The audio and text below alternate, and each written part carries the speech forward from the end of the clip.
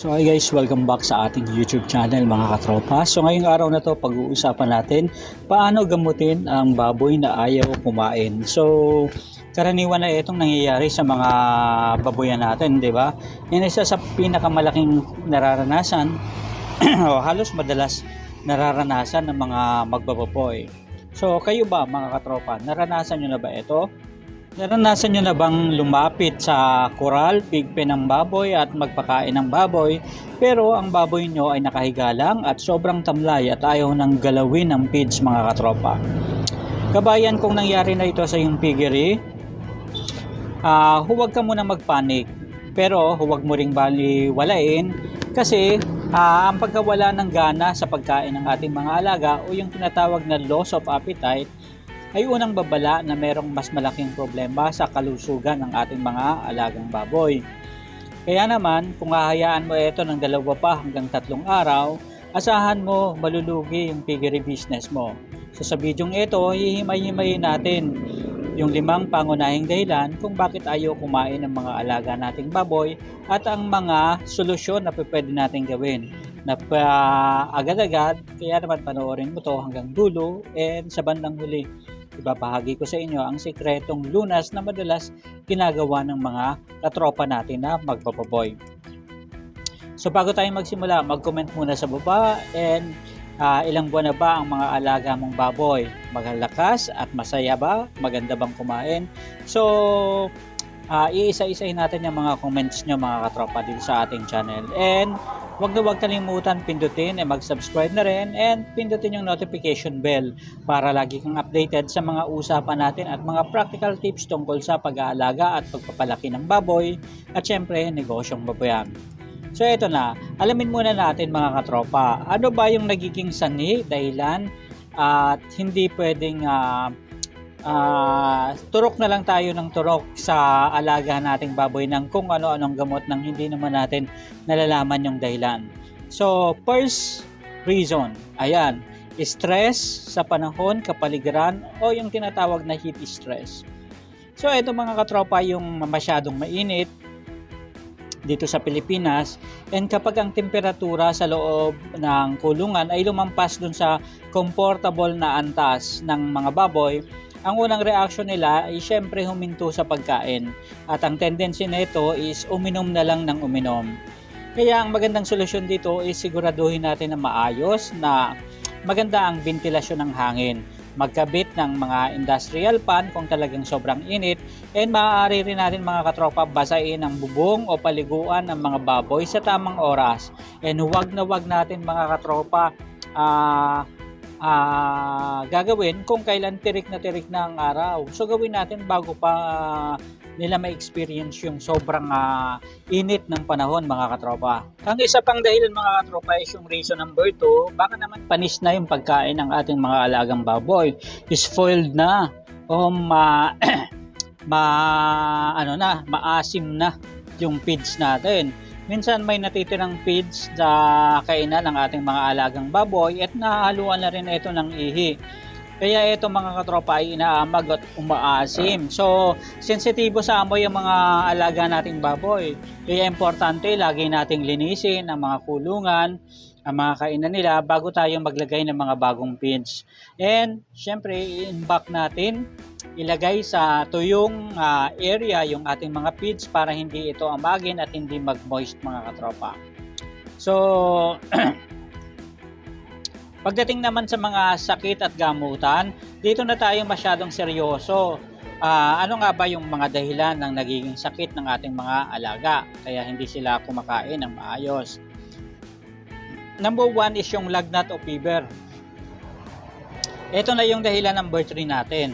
So paano malalaman kung may lagnat ang baboy? So huwag itong basta-basta hulaan. Maaari tayong gumamit ng thermometer na pangbaboy at maaari nating tingnan, i-check yung kanilang temperature. Kapag masyadong mataas yung kanilang temperature, nako, sure ball na may lagnat na ang ating mga alaga. So karaniwang itinuturo ng mga vet kung paano ito gawin, and importante mga katropa, huwag tayong basta-basta magturok ng kung ano-ano, and importante kumonsulta tayo sa veterinarian, and Kung hindi man, at least pumunta tayo dun sa mga bilihan ng gamot and itanong natin ano ba yung mga normal na ginagamit na gamot para sa mga baboy na merong lagnat. So importante yan mga katropa, and make sure na kapag nagturok tayo is sigurado yung dosage na tinuturok natin. Huwag tayong basta-basta magturok ng bakuna na lang tayo ng bakuna. Pinuno natin yung pang-injection. Dapat importante na maunawaan natin sa iba't ibang stage ng baboy, depende sa laki, merong certain dosage na dapat tayong gamitin para sa kanila. Okay? And yung reason number 4 natin, baka merong bulatis sa tiyan o mga parasite ang ating mga alagang baboy. Kapag ang baboy ay merong bulati kasi, kinukuha nito yung nutrition sa ating mga alaga, kaya ang nagiging dahilan nito, ang nagiging nito is mawawalan talaga sila ng ganang kumain and magre-resulta sa pamamayat ng ating mga alaga. Ang tamang solusyon dito mga katropa is siguraduhin natin na updated yung mga deworming program natin sa ating babuyan. Mag-schedule tayo ng mga deworming para sa iba't ibang age group ng ating baboy. So meron sa mga piglets, meron sa mga grower natin, sa patiner, meron sa mga inahin, at meron din sa mga barako. So importante na pwede tayong gumamit ng ivermectin mga katropa para at least kahit galis ng mga baboy itanggal na rin kasama sa deworming. So kung wala naman tayong budget, kahit yung normal na pang deworm lang na mabibili natin sa mga suki nating tindahan, okay na rin yun na ihalo lang natin sa pagkain at inumin ng ating mga alaga mga katropa. And make sure din, pagdating sa measurement nito, so depende at naaayon sa laki at stage ng age group ng ating mga alagang baboy. So ang isa pa mga katropa is sa ngayon, ito naman yung mga pro tips tungkol naman sa mga nagsisimula pa at nawawala ng gana yung mga baboy nila. Ngunit hindi nila alam kung nilalagnat ba ito, kung ano ba. So importante yan mga katropa na una tiyakin muna natin ano ba yung nagiging sanhi, dahilan ng panghihina, pananamlay ng ating alaga. Baka mamaya lagnat, ubo, sipon, o kaya merong bulati sa kanilang katawan, o kaya baka may sugat ang ating mga alaga. So importante matiyak natin ano ba yung pinanggagalingang sanhi nito. And maaari rin tayo mga katropa na gumamit ng electrolytes and vitamin B complex. Una, para manumbalik yung kanilang lakas. Dalawa is para hindi sila ma-stress mga katropa. Ibig sabihin yung stress na nararanasan nila at least mawala at matanggal. So minsan kasi kapag sobrang stress talaga ng baboy, sa malamang at malamang talagang mawawalan niya ng gana. Ang vitamin B complex ay isang mabisa na appetite stimulant at pampagana na rin sa pagkain mga katropa. Pwede ka ring magpakain ng konting kangkong o mga halaman na normal na kinakain na ng baboy para at least mag-trigger ng kanilang nangunguyam ng mga muscle at may ibalik yung gana sa pagkain. Ayan. So, iwasan na rin natin mga katropa yung magpapasok muna sa mga babuyan, lalong-lalo na maghigpit muna tayo sa biosecurity. So, malamang at malamang kapag yung baboy mo nawala ng gana at nanghihina at may kasamang pamumula ng tenga, buntot at tiyan at pagdurugo, nagiging sanhi ng biglaang pagkamatay na mga katropa, mag-report sa local municipal agricultural office and wag muna tayong magpakain ng mga kaning baboy.